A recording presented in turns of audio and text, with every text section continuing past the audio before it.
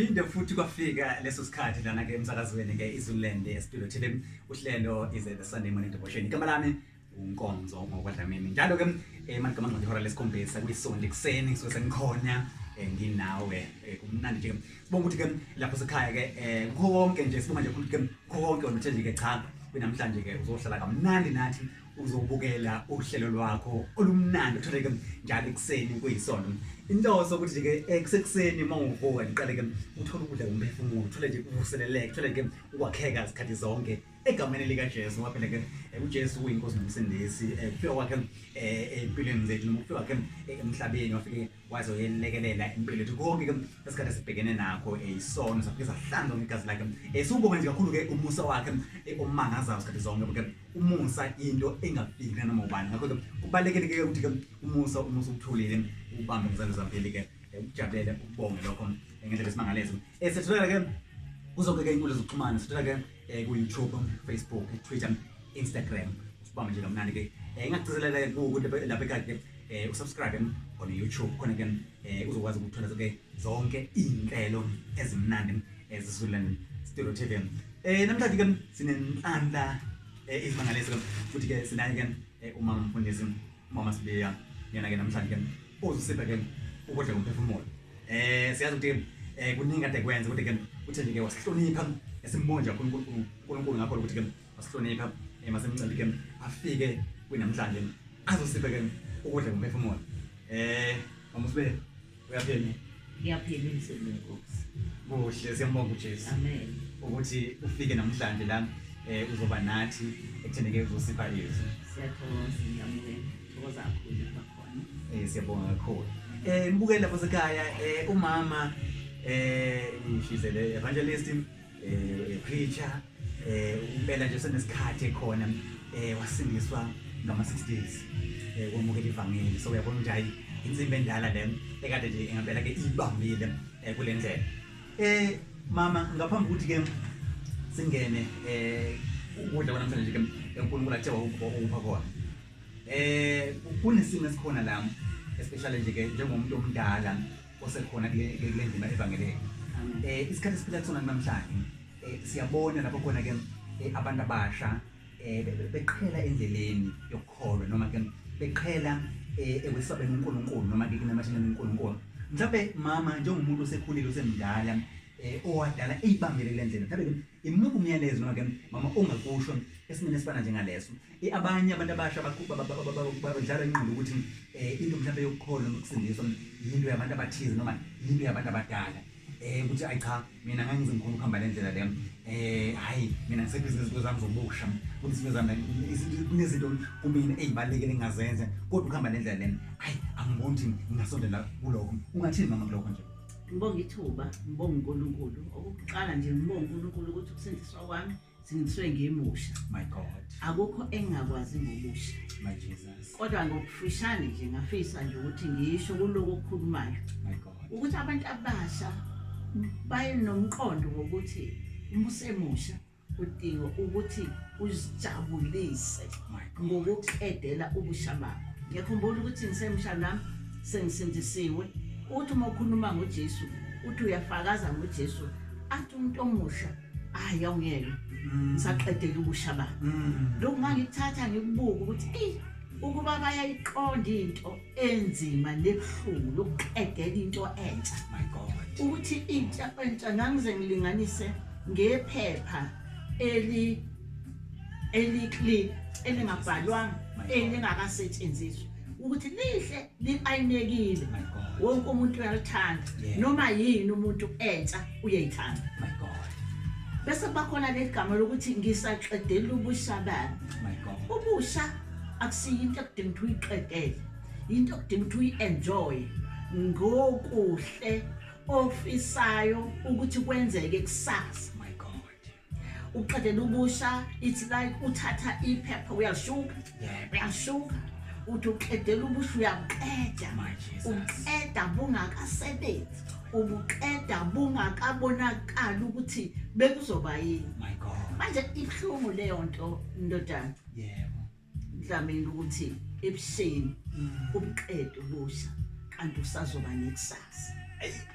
Mama, mbuke lapho sekhaya inamandla kakhulu because umama usathi ke usandlalela nje ke ngento namhlanje ke uNkulunkulu aleka kuyena ozoyithola lana nje kwiZululand Studio TV uhlelo is the Sunday morning devotion igama lami nguNkonzo ngokwahlamini angivele ke intambo ngiyithanda nawe lapho sekhaya ngiyabuka usulangazelele ufuna ukuzithola ukuthi hayi konakele kakhulu kuyashisa studio umama usibiya yena nje ke esinaye kwinamhlanje usipha nje ke ukudla komphefumulo mama angithathele lithuba ngikunikeze ukuthi uNkulunkulu ngomlo myalezo akunikeze wonke uzokunikeza babukele emakhaya amen amen angiqale ngibonge uNkulunkulu ngibonge ukumukelwa e-studio Amen. ngibonge nje ithuba lokuthi ngishare lokhu uNkulunkulu akubeka enhlizweni yami my God kulezi insuku amen so besiphila kuzona zinzima kakhulu my Jesus kodwa ke nje uNkulunkulu ubekile enhlizweni yami my God ukuthi ke ake sibheke indlela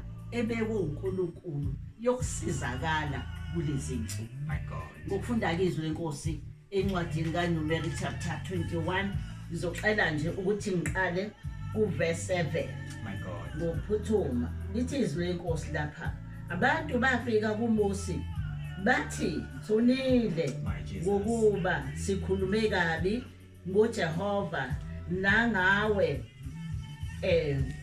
khuleka kuJehova ukuba asuse izinyoka kithi uMose wabakhulekela abantu God verse 8 uJehova wathi kuMose zenzele inyoka enesihlungu my God uyibeke ensikeni kuyakuthi ilona lowo oyakumlunywa lapho eyibheka uyakusinda amen amen mfisa nje ukusho ukuthi namhlanje uNkulunkulu ubekile ukuthi indlela yokusinda ukubheka uNkulunkulu amen my God manje uma kuthiwa bheka kunokuthi unezinto oyiqalazayo ukuthi uzibheke amen namhlanje uNkulunkulu uthi enhlizweni yami bheka lithi iBhayibheli labantu babonile babenze kabi babekhulume kabi ziningi izinto ababezinzile baphambana noNkulunkulu baphambana nenciko kaNkulunkulu uNkulunkulu wathumela izinyoka ezazinobuhlungu angibuye ngisho ngithi sisebuhlungweni my God ezinsukwini zethu my God nami ngiyangibheke ngithi izinsuku ezinjena angikaze ngizibone zake zafika eminyakeni ezinye kodwa lezi ziyakhomba ukuthi izinsuku zokugcwaliseka kweprofeti olufunda iBhayibheli uyabuka ukuthi kunezinto ezibonakalayo ezenzeka kulezi insuku eziprofetiwe eBhayibheli my God ithi nika impendulo kaNkulunkulu kulesi simo uNkulunkulu uthi asibheke yindaba sibheke uNkulunkulu sonile asikwazi ukulibakeleka iqiniso ziningi izinto ezenzekile emhlabeni ezinyantisayo ezibhlungu emphakathini emindenini ziningi ezisilimasile kodwa impendulo ithi bheka uNkulunkulu amen uma sidlula lapho sithola elinye izwi uJohn 3 verse 14 uthi lapho uJohn 3 verse 14 Genesis uJohane ekhombisa abantu ethi mababheke uthi njengalokhu uNkulunkulu njengalokhu uMose waphakamisa inyoka ehlane my Jesus kanjalo indodana kaNkulunkulu imelwe ukuphakanyiswa my God siseyinsukwini lapho uNkulunkulu ethi yinye insindiso yinye indlela yokuphepha yinye indlela yokusinda ukubheka uJesu my God eyinkosi ewusindisi ngefisa ukusho ukuthi ke iphuzo lami namhlanje kulomkhuleko ekseni songakaye enkonzweni noma ungazi ukuya enkonzweni kodwa uthi umoya kaNkulunkulu bheka uJesu my God uyena oyimpendulo yakho konke uma sibheka izwi lenkosi silifunda nakwezinye indawo siyathola ukuthi iinstruction kaNkulunkulu yokuxazulula inkinga esikuzona ukubheka yena yedwa umqalisi nomphelelisi wokholwa kwethu ekseni nje ke bafowethu ngiyafisa ukuthi ngisho ukuthi umphefumulo wami unobuhlungu ngifisa ukukhuleka nabantu abangasho bathi impela Nkosi sonile. My God. Sivume mawubheka incwadi yeChronic ukuthi uNkulunkulu uma ngithuma isikhonyane ngithuma isifo ngithuma konke ngoba uyakuthola lokho eBhayibhelini ukuthi ezinye zezinto zithunywa uye uNkulunkulu ngoba injongo kaNkulunkulu ukuthi siphenduke sibuyele kuye ukuhlehla kuNkulunkulu kusibangela ulaka ngoba abazalwana sinakuliphika iqiniso ukuthi uNkulunkulu ungcwele uNkulunkulu usidale enenjongo ezinhle ngathi uNkulunkulu senze ngepurpose yokuthi simthokozise manje uma sihlehla kuNkulunkulu uyasidedela izinto ngiyamthanda esethi noma esethuthele kodwa iniki instruction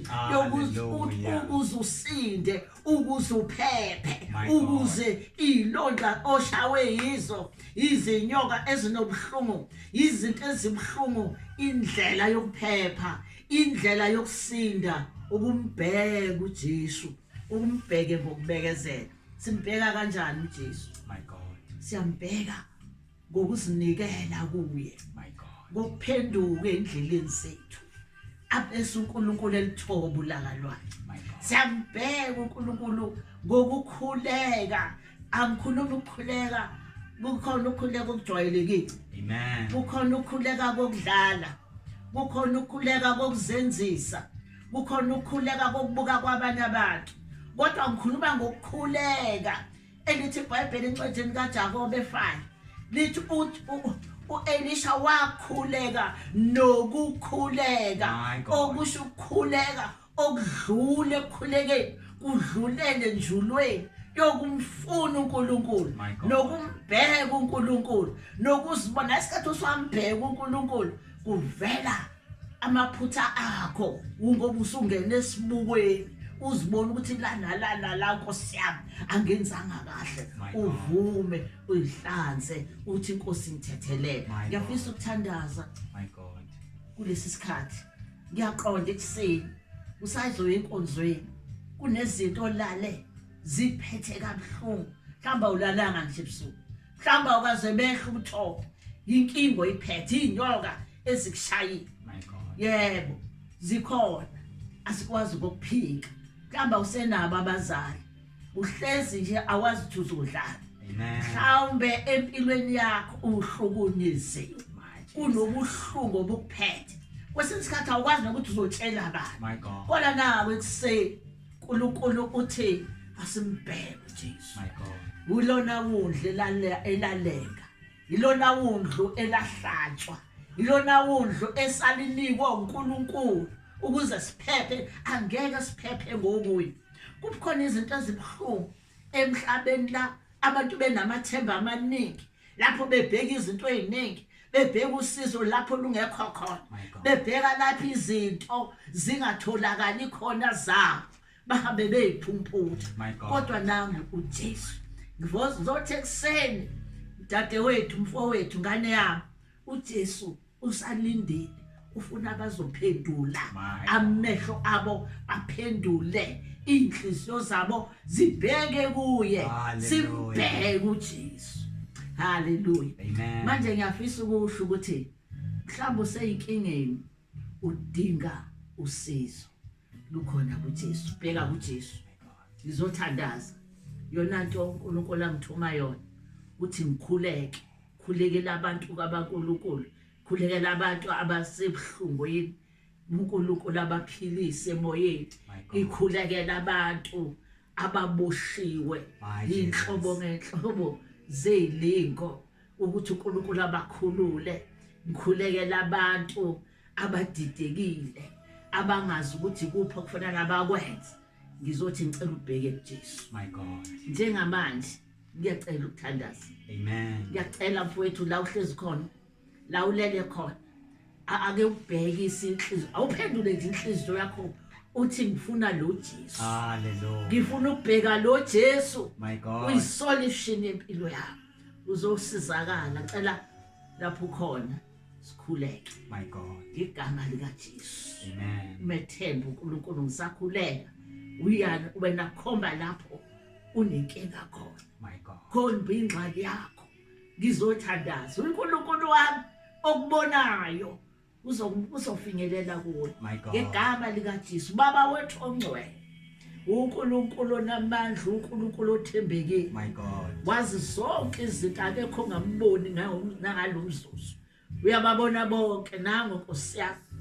ubheka kuwe namhlanje My nazi God. inkinga zimphethe My God. naku kuhlupheka izinyoka sezizinkinga inyoka Nkosi ezokugula inyoka Nkosi yami ezokuhlupheka sizothi ngegama likaJesu uNkulunkulu onamandla phinda uzambule empilweni zabo ngamunye logulayo sithi ngegama likaJesu mthinta phile yaphiliswa ngegama likaJesu lo senkingeni baba mxazululele inkinga My God. ngegama esabheka ngokwethemba nokukholwa ukuthi wena isolution mayenzeke isolution empilweni yakhe nalo senkingeni obushiwe My God. thatha indawo nalo dinga uJesu ozosindisa umphefumulo ngoba lithi izwi lakho liyokusizana ukusuzuza izwe lonke My God. ekugcineni ulahleke lokuphila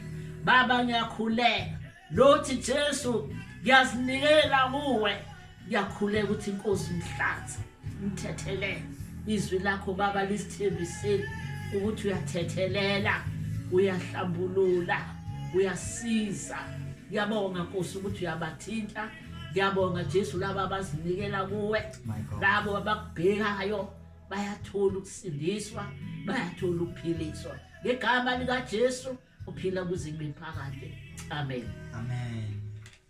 Oh, mama, siyabonga indlela isimangaliso. Umyalezo uNkulunkulu nje unika wona ukuthi ke uzosinikeza wona namhlanje. Sibonga indlela isimangaliso. Siyabonga. Egameni likaJesu siyabonga. Umama uthi uNkulunkulu akubheka uNkulunkulu. Akubheka uJesu. Uma bethi lapha kwaseRoma umuntu unqoba ngaye uJesu. Ngubani ngamelana nathi uNkulunkulu engakithi na. Futhi konke esuke sibhekene nakho ne asikuthathe sikunikele kuJesu uthi ke wonke lo mthwalo ungowakho yena uzosithwala yena. Bakithi esikufisa isikhathi ke lapho khona uhlelo eselugoqa khona seluvala khona. Igama lami nguNkonzo Mawadlamene. Uma unesifiso ukuthi ke ungafisa na ukuthi ke ube khona lo hlelo lolo ke inombolo ngithina kuyona WhatsApp ngitholakala ku 072 491 3380 072 491 3380. Uhlelo is the Sunday morning devotion. Njalo nje ke ngamasonto maligama ngihora lesikhombisa satholakala. Kuzonke inkundla zokuxhumana sithola nje kamnandi ku YouTube, Facebook, Twitter, Instagram. Usathola on YouTube lana nje ke kwiZulan Studio TV. Mina ke